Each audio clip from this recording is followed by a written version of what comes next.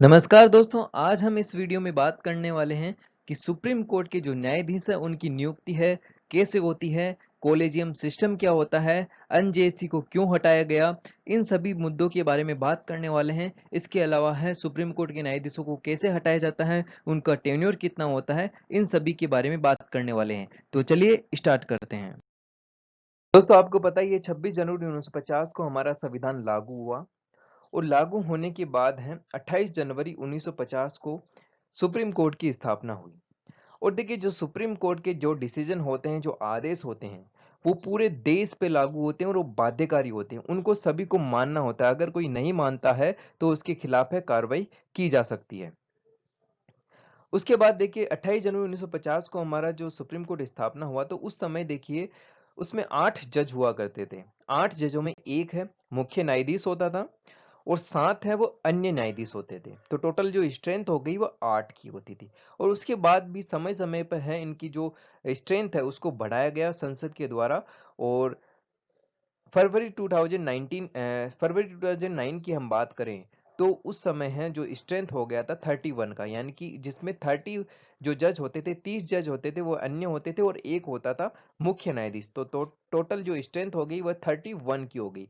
उसके बाद है पिछले साल है स्ट्रेंथ में और इंक्रीमेंट किया गया और अगस्त 2020 की हम बात करें तो उसमें संसद द्वारा है इसको और जो स्ट्रेंथ को है बढ़ा दिया गया। और इसमें बात करें तो स्ट्रेंथ की, तो इसमें टोटल है 34 जज हो गए, जिसमें एक है मुख्य न्यायाधीश और 33 है वो अन्य न्यायाधीश थे। दोस्तों, अब बात करते हैं जुडिशियल अपॉइंटमेंट की, यानी कि सुप्रीम कोर्ट के जो न्यायाधीश हैं उनकी नियुक्ति कैसे होती है उसके बारे में बात करते हैं। देखिए, हमारे संविधान में कहीं भी इसका उल्लेख नहीं किया गया है कि किस प्रकार से हमारे जो न्यायाधीशों की है वह नियुक्ति होनी है। इसके इसी कारण से है जो विभिन्न सरकारें हैं अपने अपने हिसाब से है न्यायाधीशों की नियुक्ति करती रही। और इस कारण है जो कार्यपालिका का जो इंटरफियर है वो काफी ज्यादा बढ़ गया था। और इसी कारण है 1993 में फिर सुप्रीम कोर्ट को इसमें दखल अंदाजी करनी पड़ी और फिर कॉलेजियम सिस्टम का इजाद हुआ। 1993 से ही कॉलेजियम सिस्टम का इजाद हुआ था और उसके बाद में है कॉलेजियम सिस्टम के आधार पर ही है सुप्रीम कोर्ट के न्यायाधीशों की नियुक्ति होने लगी। देखिए, चीफ जस्टिस ऑफ इंडिया की हम बात करते हैं तो चीफ जस्टिस ऑफ इंडिया की नियुक्ति है हमारे राष्ट्रपति द्वारा की जाती है। और उसके बाद जो अन्य जो न्यायाधीश है सुप्रीम कोर्ट की, उनकी नियुक्ति है चीफ जस्टिस ऑफ इंडिया यानी कि हमारे भारत के जो मुख्य न्यायाधीश है उनकी परामर्श के आधार पर है राष्ट्रपति द्वारा अन्य न्यायाधीशों की नियुक्ति है की जाती है। लेकिन जो भी नियुक्ति होती है वह कॉलेजियम सिस्टम की परामर्श के आधार पर होती है। आगे हम उसके बारे में भी है बात करने वाले हैं। दोस्तों, 28 जनवरी 1950 को जब हमारे सुप्रीम कोर्ट की स्थापना हुई, उसके बाद जजों की नियुक्ति, चाहे जो चीफ जस्टिस ऑफ इंडिया हो चाहे अन्य जो न्यायाधीश हो, उनकी नियुक्ति में काफी अनियमितताएं थी। जो भी सरकारें आती थी वो अपने हिसाब से है चेंजेस कर लेती थी प्रक्रिया में। तो और इसके अलावा जो कार्यपालिका है, एग्जीक्यूटिव है, उसका काफी इंटरफेयर था जजों की नियुक्ति में। लेकिन इसमें धीरे धीरे बदलाव आने लगे और सबसे बड़ा बदलाव है वो आया था सेकंड जजेस केस 1993 में हुआ था। उससे पहले देखिए फर्स्ट जजेस केस हुआ था, जिसमें जो परामर्श जो वर्ड है उस पे काफी ज्यादा है विवाद पैदा हो गया था। इसके अंतर्गत देखिए इस जो केस था फर्स्ट जजेस केस जो 1981 में हुआ था, इसमें जजों की नियुक्ति में चीफ जस्टिस ऑफ इंडिया की जो राय है उसको बाध्यकारी नहीं बताया गया। इस केस में यह निर्णय आया कि जो चीफ जस्टिस ऑफ इंडिया की जो राय है अन्य जजों की नियुक्ति में वह राष्ट्रपति के ऊपर बाध्यकारी नहीं होगी। यानी कि राष्ट्रपति है वो चीफ जस्टिस ऑफ इंडिया की राय को है रद्द कर सकता है। और इसमें यह कहा गया कि जो परामर्श यानी कि जो एडवाइस वर्ड है जो उसका मतलब है कि सहमति नहीं बल्कि विचारों का आदान प्रदान है। लेकिन उसके बाद इसमें सबसे बड़ा बदलाव आया जो सेकंड जजेस केस हुआ था 1993 में। सेकंड जजेस केस में क्या हुआ था, इसमें कहा गया था कि जो परामर्श का मतलब है सहमति है और यह बाध्यकारी होगा। यानी कि जो सुप्रीम कोर्ट के जो चीफ जस्टिस ऑफ इंडिया है, हमारे जो मुख्य न्यायाधीश हैं, वो जो भी राय देते हैं वह राष्ट्रपति के ऊपर है, बाध्यकारी होगी, उसी के अनुसार है अन्य न्यायाधीशों की नियुक्ति होगी। तो इसमें जो निर्णय आया था वो आया था chief justice of India plus 2 वरिष्ठ न्यायाधीशों की एक पैनल का गठन हुआ था और उसके आधार पर यह निर्णय आया था। उसके बाद है थर्ड जजेस केस हुआ था 1998 में। 1998 में थर्ड जजेस केस हुआ था जिसमें चीफ जस्टिस ऑफ इंडिया और 4 वरिष्ठ न्यायाधीश थे, जिसमें जो 1993 की जो अवधारणा सुप्रीम कोर्ट ने रखी थी उसको वापस दोहराया गया और उसको और मजबूत बनाया गया। तो जो 1993 का सेकंड जजेस केस था और 1998 का जो थर्ड जजेस केस था, इसी से जो हमारा कोलेजियम सिस्टम है उसका उद्गम हुआ, जो न्यायाधीशों की नियुक्ति में एक महत्वपूर्ण भूमिका निभाता है। हमारे अभी कॉलेजियम सिस्टम में क्या होता है, चीफ जस्टिस ऑफ इंडिया होते हैं और 4 वरिष्ठ न्यायाधीश होते हैं, इनके माध्यम से हमारे सुप्रीम कोर्ट के जजों की है नियुक्ति होती है। इसमें काफी बड़ा योगदान होता है, मतलब जो भी नामों की सिफारिश होती है ये कॉलेजियम सिस्टम होता है जिसमें चीफ जस्टिस ऑफ इंडिया है और जो 4 वरिष्ठ न्यायाधीश है, ये जो नामों की सिफारिश है वह केंद्र सरकार को भेजते हैं और उसके बाद है प्रेसिडेंट द्वारा है इनको नियुक्ति है की जाती है। जो जितने भी जो न्यायाधीश है जिन पे जो हमारी सरकार है वो मुहर लगा देती है, उन न्यायाधीशों को है सुप्रीम कोर्ट के न्यायाधीशों के रूप में है नियुक्त कर दिया जाता है। दोस्तों, जिसको भी भारत के मुख्य न्यायाधीश के रूप में नियुक्त किया जाता है तो वह जितने भी जो सुप्रीम कोर्ट में न्यायाधीश होते हैं उनमें वह वरिष्ठतम होना चाहिए। वरिष्ठतम का मतलब यह है कि उसमें जो सुप्रीम कोर्ट का जो कार्यकाल है उसका सबसे ज्यादा रहा हो। जैसे कि हम एग्जाम्पल से समझते हैं, जैसे कि कोई व्यक्ति है वो 62 साल का है, ठीक है, और उसको सुप्रीम कोर्ट में रहते हुए है 6 साल हो चुके हैं, ठीक है, ये एग्जाम्पल है। और दूसरा व्यक्ति है वह 61 साल का ही है, लेकिन उसको सुप्रीम कोर्ट में कार्य करते हुए हैं उसको 7 साल हो गए, तो वरिष्ठता के हिसाब से जो 61 साल वाला व्यक्ति है वो वरिष्ठ होगा, क्योंकि उसको 7 साल हो चुके हैं काम करते हुए। मतलब जितना ज्यादा सुप्रीम कोर्ट में रहा है वही वरिष्ठतम होगा, न कि एज के हिसाब से। एज के हिसाब से वरिष्ठता नहीं देखी जाती है, बल्कि उसके कार्यकाल के हिसाब से वरिष्ठता देखी जाती है।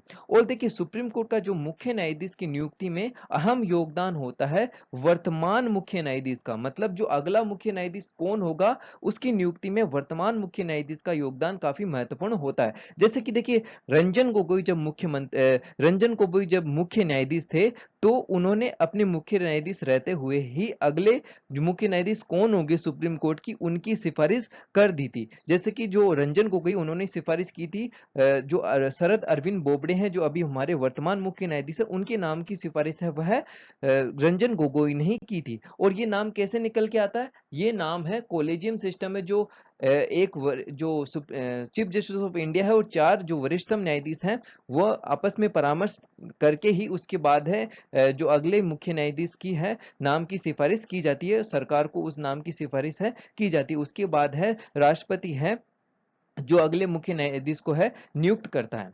इसके अलावा जो अन्य मुख्य न्यायाधीश है उनकी नियुक्ति में भी देखिए, अन्य मुख्य न्यायाधीश की भी नियुक्ति है कॉलेजियम सिस्टम ही करता है, वह नामों को है सरकार के पास भेजता है। लेकिन देखिए सरकार को अगर वो नाम अच्छे नहीं लगे या उसमें और कुछ सुधार करना है तो वह वापस भेजना चाहता है सुप्रीम कोर्ट के पास तो वह भेज सकता है। लेकिन सुप्रीम कोर्ट ने उन्हीं नामों को वापस भेज दिया सर्वोच्च न्यायालय में मुख्य न्यायाधीश के नियुक्त करने के लिए, उन्हीं नामों की वापस भेज दिया सरकार के पास, तो सरकार है वापस है उसको नहीं भेज सकती है। सरकार को फिर है उन नामों को मान्यता देनी ही पड़ती है। एक बार ही है वो पुनर्विचार के लिए सरकार है सुप्रीम कोर्ट के पास लौटा सकती है, लेकिन दूसरी बार नहीं लौटा सकती, उसके बाद उनको अनुमति देनी ही पड़ती है। ठीक है, कि कॉलेजियम सिस्टम की बात कर ली और नेशनल जुडिशियल अपॉइंटमेंट कमीशन की बात नहीं करेंगे तो हमारा वीडियो है अधूरा रह जाएगा, आपको अधूरी जानकारी मिलेगी।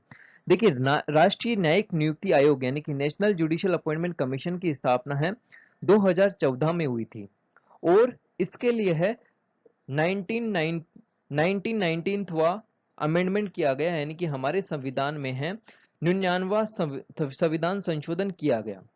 लेकिन देखिए, सुप्रीम कोर्ट ने कहा कि यह जो आपने संशोधन किया है और एनजेएसी की स्थापना की है यह असंवैधानिक है, यानी कि अनकॉन्स्टिट्यूशनल है। तो इसको है, इस संविधान संशोधन को है सुप्रीम कोर्ट ने है रद्द कर दिया। देखिए अनजेसी के कारण क्या होता कि जो कार्यपालिका की जो भागीदारी है और दखल अंदाजी है वह सुप्रीम कोर्ट के न्यायाधीशों की नियुक्ति में वो बढ़ जाती।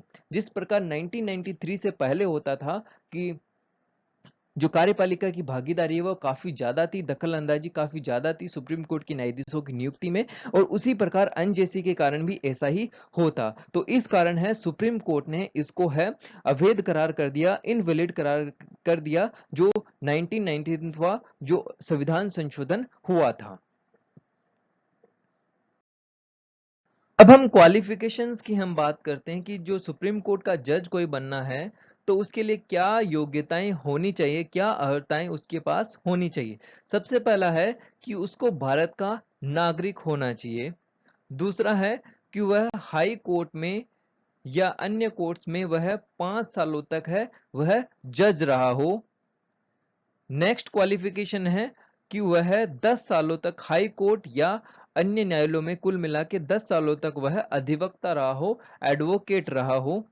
लास्ट है कि उसे राष्ट्रपति की नजर में एक वह अच्छा न्यायविद हो, यानी कि राष्ट्रपति की नजर में वह एक अच्छा जूरिस्ट हो, यह भी होना चाहिए। ये सब है योग्यताएं हैं होनी चाहिए।